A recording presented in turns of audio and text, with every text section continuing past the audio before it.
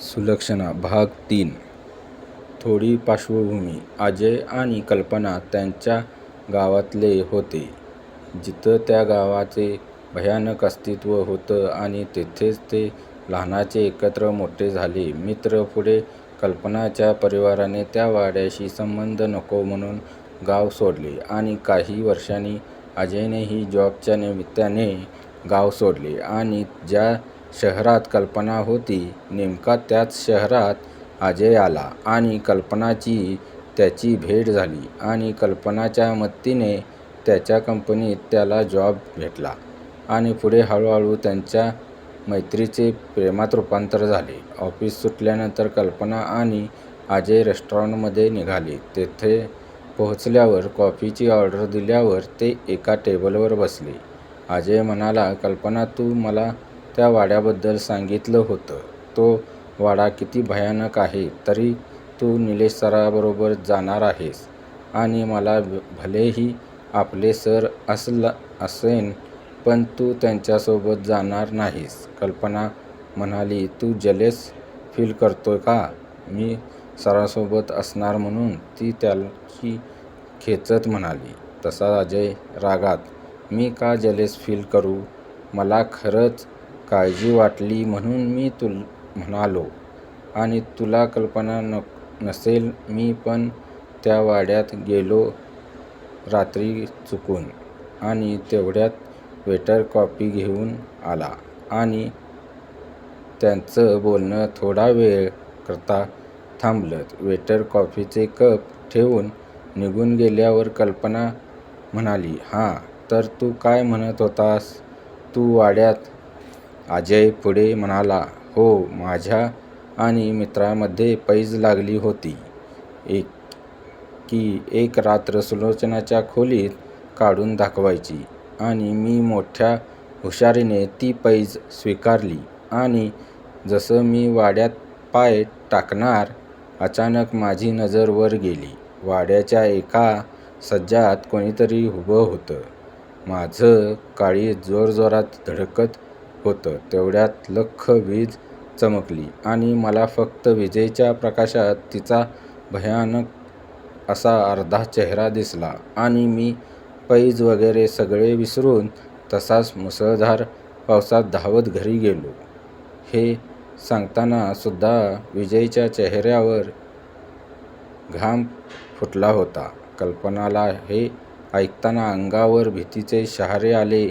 ती त्याच्या हातात हात घेऊन म्हटली, तू खराच वेडा आहेस. जो कोणी तिला पाहतो तो जिवंत राहत नाही हे माहीत असूनसुद्धा तू जाण्याचे मूर्ख धाडस केलेस. अजय म्हणाला, हो, मी केला होता मूर्खपणा. पण आता तू तोच मूर्खपणा का करत आहेस? त्याचं काय निलेश सरासोबत जाऊन? कल्पना म्हणाली, मी जाणार नाही आहे आणि त्याचं कारण पण सांगितलं आहे मी त्यांना आणि माझी पण हिंमत नाही त्या वाड्यात जायची. एवढं बोलून त्यांचं संभाषण थांबलं. मग कॉफी संपवून दोघे निघाले. रविवारचा दिवस उजाडला. आदल्याच रात्री निलेशने कल्पनाला फोन लावला. ती म्हणाली, सर, तुम्ही वैभववाडीच्या स्टँडवर पोहोचा. मी येते तेथे. मग आपण सोबत जाऊ वाड्याकडे. कल्पनाने म्हटल्याप्रमाणे निलेश तिची स्टँडवर वाट पाहत बसला होता. वैभववाडीच्या फाट्यावरच एसटी स्टँड होते आणि स्टँडवर तुरळक गर्दी दिसत होती. स्टँडपासून थोड्या अंतरावर निलेश आपली टू व्हीलर उभी करून आणि कल्पनाला फोन करण्यासाठी त्यानं खिशातून मोबाईल बाहेर काढला आणि त्याच वेळी त्याचं लक्ष स्टँडवरून आपल्याच दिशेने येणाऱ्या कल्पनाकडे गेले. निलेशने हसून मोबाईल खिशात ठेवला. मी तुलाच फोन लावत होतो. ती जवळ आल्यावर निलेश तिला म्हणाला, कल्पना आज साडीत होती.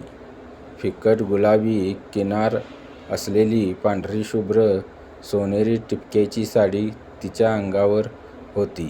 त्यामुळे तिचं सौंदर्य अधिक खुलत होतं. चेहऱ्यावर उत्साहाचा तेज झळकत होता. कल्पना म्हणाली, सर, आधी मला चहा घेऊ, मग निघू. आमच्या वाड्या गावचा चहा फेमस आहे.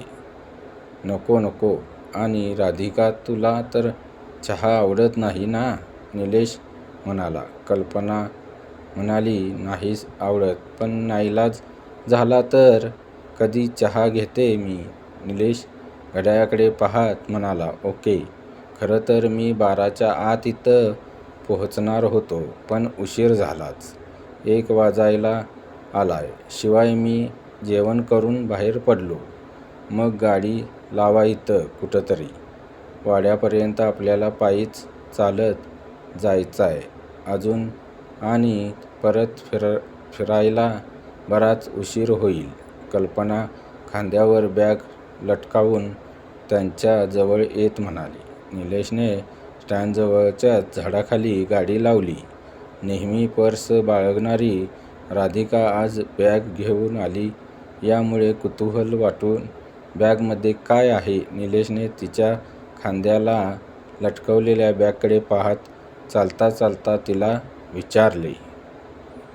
ते तिथे गेल्यावर सांगते, ती म्हणाली. खुरट्या झुडपांच्या टेकडीवरून वळणे घेत ती कच्ची सडक पुढे सरकत गेली.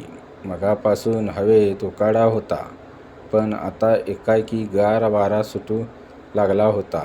बहुतेक आज पावसाची लक्षणे दिसताहेत.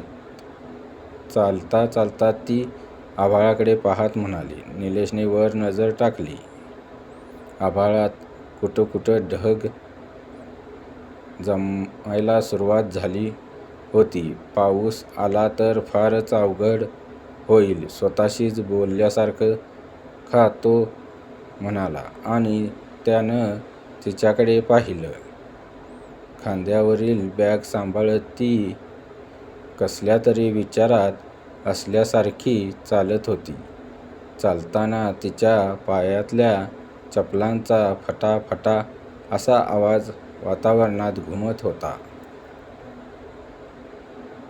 भाऊ आणि आई दोघे आले. थोड्या वेळानं त्यांना विचारलं. नाही, अजून 2 दिवस येणार नाहीत. असा सकाळीच त्यांचा फोन आला. ती समोर पाहत म्हणाली. म्हणजे आता तू एकदम फ्री झाली. आता फार घाई करणार नाही, तो खुलत म्हणाला. आभाळ किंचित गडगडल्यासारखं झालं.